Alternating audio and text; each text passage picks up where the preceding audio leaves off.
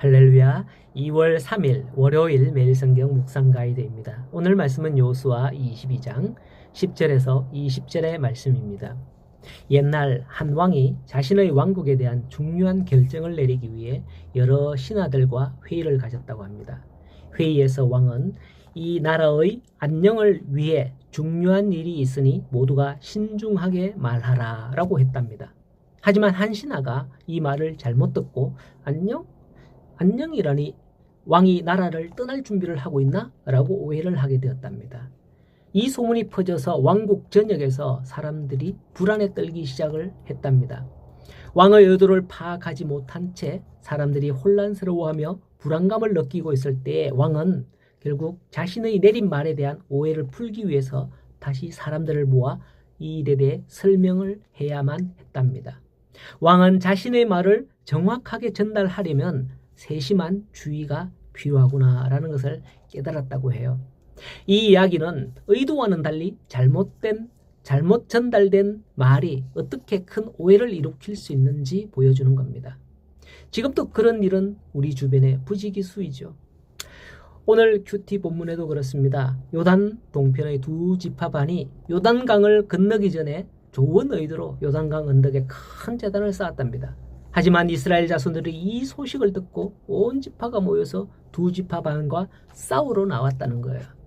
7년간의 오랜 가나안 정복 전쟁을 마치고 귀가하던 요단 동편의 두 지파반 사람들은 그동안 하나님께서 자신들을 보호해 주신 것을 기념함과 아울러 자신들도 요단 서편의 지파와 동일한 하나님의 언약의 백성임을 증거하기 위해서 이 제단을 쌓은 거거든요.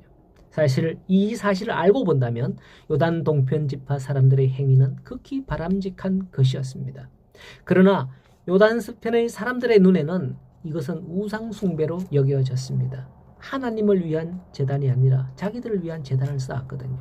그리하여 요단 서편의 사람들은 일전을 싸울 각오를 하면서 조사단을 파견하기에 이른 겁니다.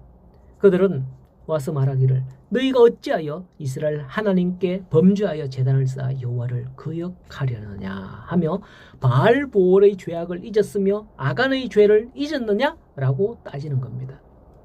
바알보올의 죄악이 뭡니까?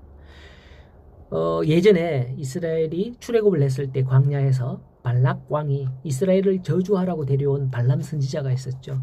그가 산 꼭대기에서 제단을 3번 쌓았으나 여호와의 명령으로 이스라엘을 저주하지는 못했어요. 하지만 받은 돈이 탐이 나서 발락 왕에게 한 가지 꾀를 내주는데 바로 저들이 우상 숭배와 음행을 하도록 만들라는 겁니다. 그렇게 해서 일어난 게 바알부올의 음행 사건입니다.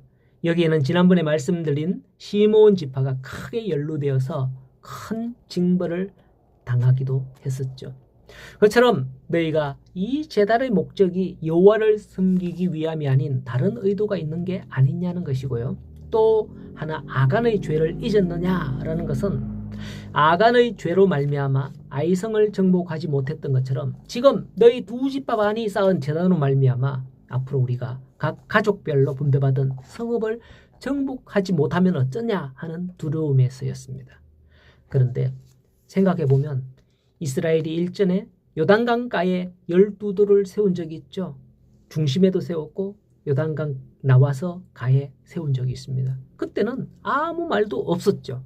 그래서 이 두 지파반도 그것을 비슷하게 따라했는지 몰라요. 오늘 본문에서 이 이야기가 나옵니다만 요단 동편 사람들이 서편에 이와 같은 제단을 세워둠으로 후일에 그 제단은 우리가 쌓은 것이라 너희와 우리는 한 민족이라는 것을 주장하기 위함이었던 것이죠. 하지만 왜 이런 오해가 생겼던 것일까요? 의논 없이 일방적으로 추진할 때 이런 일이 생깁니다. 동쪽의 두 지파반은 자기들끼리 이런 결정을 했던 거예요. 여호수아와 대제사장과 의논 없이 자기들끼리 결정하고 싸우니 저쪽에서는 듣고 발끈한 거죠. 오늘날에도 그렇습니다.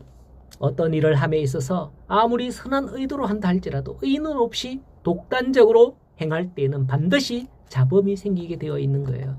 우리의 공동체가 같은 꿈을 공유하고 그 꿈을 위해서 마음을 모으고 뜻을 모을 수 있기를 간절히 소원합니다. 이 모든 것은 내게서 오는 것이 아니라 하나님께서 주신 약속의 말씀에서 오는 것입니다. 오늘도 그 약속의 말씀을 함께 공유하는 복된 저와 여러분의 하루가 되기를 간절히 소원합니다.